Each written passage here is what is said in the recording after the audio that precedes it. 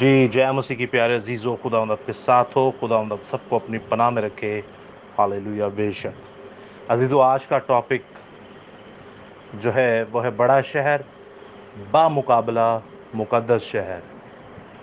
अजीज़ों, आज हम जानेंगे इस टॉपिक में कि ज़िंदा खुदा का पाक कलाम, खुदा रूहुल कुदुस, खुदा बाप यसु अल मसीहा बड़ा शहर किसे कहते हैं और मुकद्दस शहर किसे कहते हैं। और हम ये भी देखेंगे कि जो कुछ आयात को तोड़ मोड़ कर अपने लिए हलाकत का बायस बनाते हैं, मुकद्दस पतरस रसूल तो उन्हें जाहिल भी कहते हैं। और पुराने अहदनामा में भी हम देखते हैं उन्हें तजाहुल मुतलिक कहा गया ज़िंदा खुदा के वसीला से।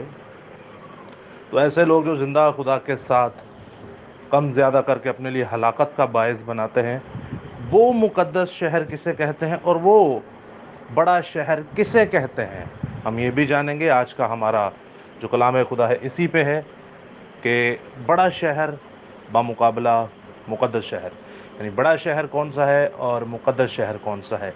तो आइए अजीज़ों, सबसे पहले हम देखते हैं कि ज़िंदा खुदा के पाक कलाम में मुकद्दस शहर किसे कहा गया। आप मेरे साथ देख सकते हैं मुकाशफा की किताब और उसका 18वां बाब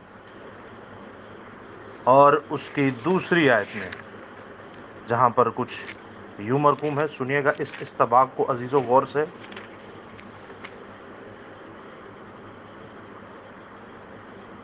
और उसने बड़ी आवाज़ से चिल्ला कर कहा कि गिर पड़ा बड़ा शहर बाबुल, गिर पड़ा, और शैतान का मस्कन और हर एक नापाक रूह का अड्डा और हर नापाक और मकरू परिंदा का अड्डा हो गया।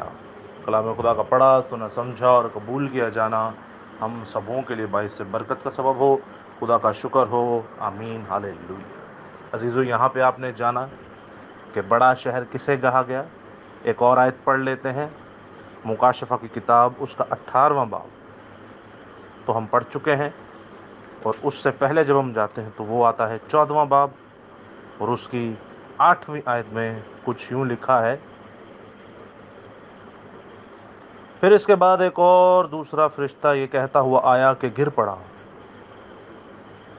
वो बड़ा शहर बाबुल, गिर पड़ा जिसने अपनी हराम कारी की गज़बनाक मैं तमाम कौमों को पिलाई। अब अजीज़ों, यहाँ पर आपको मेरे ख्याल से क्लियर हो जाना चाहिए कि बड़ा शहर जो है ये बाबुल को कहा गया है। बड़ा शहर किसे कहा गया है अजीज़ों? बाबुल को कहा गया। मुकद्दस शहर किसे कहा गया? मुकद्दस शहर किसे कहा गया आप देख सकते हैं ज़िंदा खुदा के पाक कलाम में से, मुकाशफा ही की किताब और उसका 11वां बाब और उसकी पहली से दूसरी आयत में कुछ यूं मरकूम है। सुनिएगा इस इस्तबाक को। और मुझे आसा की मानिद एक नापने की लकड़ी दी गई और किसी ने कहा कि उठ कर खुदा के मकदस और कुर्बान का और उस में इबादत करने वालों को नाप और उस सहन को जो मकदस के बाहर है खारिज कर दे और उसे ना नाप, क्योंकि वो गैर कौमों को दिया गया है। और मुकद्दस शहर को 42 महीने तक पामाल करेंगे। वो मुकद्दस शहर को 42 महीने तक पामाल करेंगे। आगे तीसरी आयत भी आप पढ़ लेते तो जहाँ पर लिखा है, और मैं अपने 2 गवाहों को इख्तियार दूंगा कि वो टाट ओढ़े हुए 1260 दिन तक नबूवत करें। हालेलुया। अब अजीज़ों, यहाँ पर आप देखते हैं कि हमें नज़र आता है कि ज़िंदा खुदा जो है वो मुकद्दस शहर यरूशलेम को कह रहा है। वो किसको मुकद्दस शहर कह रहा है? यरूशलेम को। इसी तरह आप 8वीं आयत में देखते तो लिखा है, इन्हीं 2 गवाहों की बात हो रही है जो हमने पहले पढ़े, और उनकी लाशें उस बड़े शहर के बाज़ार में पड़ी रहेंगी जो रूहानी एतबार से सदूम और मिस्र कहलाता है, जहाँ उनका खुदावंद भी मसलूब हुआ था।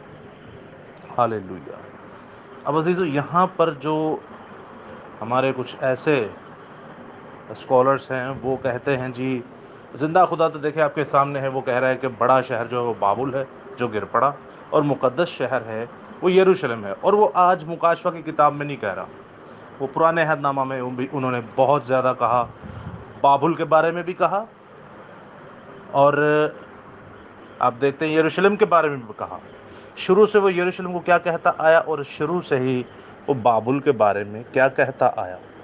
لیکن عزیزو، اس آیت کو مس کوٹ کیا جاتا ہے، جو ہم نے آپ کے سامنے مکاشفہ 11 باب اور اس کی 8ویں آیت پڑھی، جہاں پر وہ کہتے ہیں کہ دیکھیں جی یہ تو بڑے شہر میں جو ہیں وہ جو خدا کے گواہ ہیں وہ مارے گئے ہیں، اور وہ روحانی اعتبار سے سدوم اور مصر کہلاتا ہے۔ تو عزیزو یہ یاد رکھیے گا، بڑا شہر جو یہاں پر کہا گیا ہے وہ یروشلم ہی کو کہا گیا، لیکن یروشلم کو اس لیے کہا گیا کیونکہ اس کی قدرت کی وجہ سے اور اس کے کاموں کی وجہ سے۔ اور پھر یہ علماء کہتے ہیں کہ بڑا شہر جو ہے جی وہ یروشلم ہے، اور کلام مقدس کے مطابق انہیں غارت کیا گیا ہے اور وہ رد کر دیے گئے ہیں، اور پھر پتہ نہیں یہ کہتے ہیں آگے سے کہ ہم چنے گئے ہیں، خدا نے اسرائیل کو رد کر دیا ہے، غارت کر دیا ہے، وہ ابھی اس لسٹ میں نہیں ہے۔ لیکن عزیزو وہ کیوں بھول جاتے ہیں کہ یہ جو اس بڑے شہر کی بات ہو رہی ہے جہاں بازار بن چکا ہے، اور آپ اگر دیکھیں گے کہ وہاں پہ بازار جو ہے وہ بہت مہنگا بازار ہے۔ 8ویں آیت پہ رہیں گے جہاں پر لکھا ہے کہ سدوم اور مصر کہلاتا ہے جہاں ان کا خداوند مصلوب ہوا۔ اب یہ جو بڑا شہر بابل ہے یہ یروشلم سے باہر جا چکا ہے، سوری، بڑا شہر بابل کی بات نہیں کر رہا، جہاں پر یسوع مسیح کو قربان کیا گیا۔ اس آیت کو مس کوٹ کیا جاتا ہے، یہ بڑا شہر یروشلم کو کہا گیا، اس کو غارت کیا، لیکن یہ جب قربانی ہوئی تو یہ یروشلم شہر کے اندر نہیں ہوئی، یہ بلکہ باہر ہوئی، یروشلم شہر سے باہر ہوئی ہے۔ آپ سبھی جانتے ہیں کہ خداوند یسوع المسیح کو جب قربان کیا گیا تو وہ یروشلم شہر سے باہر کیا گیا۔ آپ پڑھ سکتے ہیں، میرے ساتھ نکالیے احبار کی کتاب، اس کا 4 باب اور اس کی 21ویں آیت میں کیا لکھا ہوا ہے، آپ غور سے سنیے گا۔ اور وہ اس بچھڑے کو لشکر گاہ کے باہر لے کر جلائے جسے پہلے بچھڑے کو جلایا تھا، یہ جماعت کی خطا کی قربانی ہو۔ یعنی جیسے پہلے بچھڑے کو جلایا تھا لشکر گاہ سے باہر۔ لشکر گاہ سے باہر کیوں عزیزو؟ لشکر گاہ سے باہر اس لیے کیونکہ لشکر گاہ کے درمیان میں زندہ خدا کا جلال تھا، زندہ خدا کی حضوری تھی، پاکیزگی تھی۔ تو اس طرح اس ناپاک بچھڑے کو باہر جا کر، جو گناہوں سے لدا ہوتا تھا، باہر جا کر اسے قربان کیا جاتا تھا، شہر سے باہر جا کر۔ اب جانتے ہیں قوم بنی اسرائیل یروشلم شہر کے 12 دروازے تھے، تو ان کے پھاٹکوں سے، ان کے دروازوں سے باہر جا کر جو ہے انہیں قربان کیا جاتا تھا، اور اسی پروفیسی کو یسوع مسیح نے پورا کیا، اور یسوع مسیح کو بھی شہر سے باہر ہی جا کر قربان کیا گیا۔ ایک اور آیت دیکھتے ہیں، عبرانیوں کا خط اس کا 13واں باب اور اس کی 12ویں آیت میں لکھا ہوا ہے، اسی لیے یسوع نے بھی امت کے خود اپنے خون سے پاک کرنے کے لیے، امت کو خود اپنے خون سے پاک کرنے کے لیے دروازہ کے باہر دکھ اٹھایا۔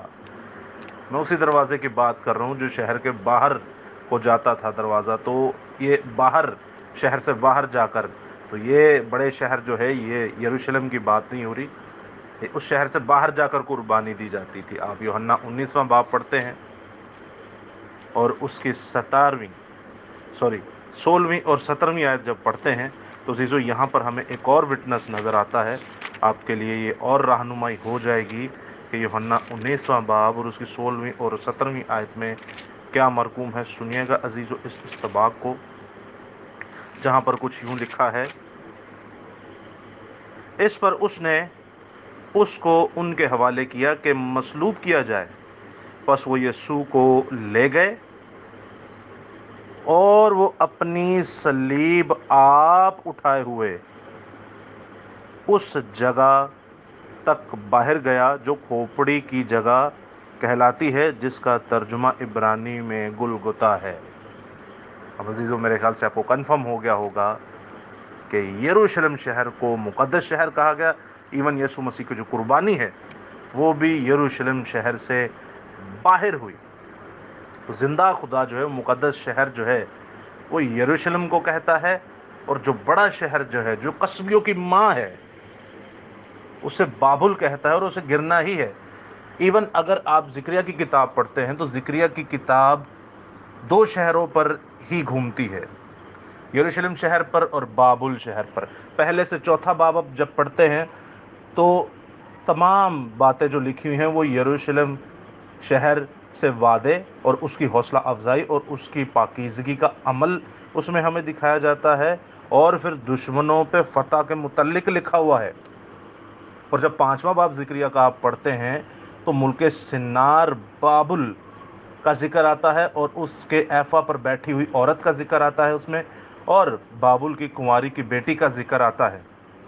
تو اسی طرح جب آپ زکریا 6 باب اس کی 6 باب اور 11واں باب پڑھتے ہیں، 6 سے 11 باب پڑھتے ہیں، تو یسوع مسیح کے متعلق بتایا گیا ہے کہ وہ تخت پر بیٹھ کر حکومت کرے گا۔ اور جب آپ 12واں اور 14واں باب پڑھتے ہیں، یعنی آخری ابواب پڑھتے ہیں، تو وہاں پر آپ کو لوگوں کی رہائی نظر آئے گی، ہر مجدون کی جنگ نظر آئے گی، یروشلم شہر کو پاک کیسے کیا جائے گا وہ نظر آئے گا، اور 1000 سالہ خداوند یسوع مسیح کی بادشاہی نظر آئے گی، اس کے دور کے متعلق بتایا گیا ہے۔ تو ان کے بارے میں تو شروع سے پیشن گوئیاں ہیں۔ اب شہر بابل آخر کار ہے کیا؟ آپ مکاشفہ اس کا 17واں باب اور اس کی 15 سے 18 آیت پڑھتے ہیں تو عزیزو، یہ تمام اہل لغت، اہل امت، اہل زباں ہیں۔ کون سی؟ جو ناپاک ہیں، جو خدا کے لوگ نہیں ہیں، اور یہ بہت بڑی ایک قصبی ہے جو ان سب پر بیٹھی حکومت کر رہی ہے۔ یہ ایک بہت بڑی قصبی ہے جو ان سب پر بیٹھی کیا کر رہی ہے؟ حکومت کر رہی ہے۔ اسی لیے اس کا گرنا بہت ضروری ہے، کیونکہ اس نے قوموں کو، امتوں کو، اہل زبان کو گمراہ کیا، اور ان کے دلوں کو گمراہ کیا، اور متفقل رائے سے اپنی بادشاہی حیوان کو بھی دے دی۔ اور آخری جب آپ 18ویں آیت پڑھتے تو وہاں پر لکھا ہے، اور وہ عورت جسے تو نے دیکھا وہ بڑا شہر ہے جو زمین کے بادشاہوں پر حکومت کرتا ہے۔ عزیزو، مین چیز ہے آج بابل ہی ہماری مسیحت میں اور پوری دنیا پر راج کر رہا ہے۔ کیسے؟ اپنی تعلیمات کی وجہ سے۔ اپنی بابل آج نہیں ہے، لیکن روحانی طور پر وہ ہے۔ تو عزیزو، یہ کیا ہے؟ یہ اس کی تعلیمات ہے جو آج بھی زندہ ہے۔ میں کہتا ہوں بابل کل بھی زندہ تھا، بابل آج بھی زندہ ہے، because of his bad spirit, اپنی غلط تعلیمات، رسومات، اپنی ناپاک روح کی وجہ سے۔ لیکن اسی کے مد مقابل آپ خدا کے مقدس شہر یروشلم کو دیکھتے تو وہ جیوگرافیکلی بہت چھوٹا ہے، رقبے کے حساب سے بہت چھوٹا ہے، لیکن وہ بڑا کس حساب سے بن جاتا ہے کہ خدا اس کے لیے خود جنگیں لڑتا ہے، معجزات کرتا ہے۔ اس کی وجہ سے یروشلم شہر مشہور ہوا، اور دنیا میں بڑا شہر وہ کہلاتا ہے، دنیا میں وہ بڑا شہر کہلاتا ہے۔ اور خدا نے مقدس شہر یروشلم سے ابدی عہد باندھے ہیں۔ پرانے عہد نامہ میں آپ ایزیکیل کی کتاب پڑھیں، ایزیکیل کی کتاب اس کا 1 باب پڑھیں، اس کی 9ویں آیت پڑھیں۔ پھر یرمیہ کی کتاب اس کا 17واں باب اس کی 25ویں آیت پڑھیں۔ ایزیکیل کی کتاب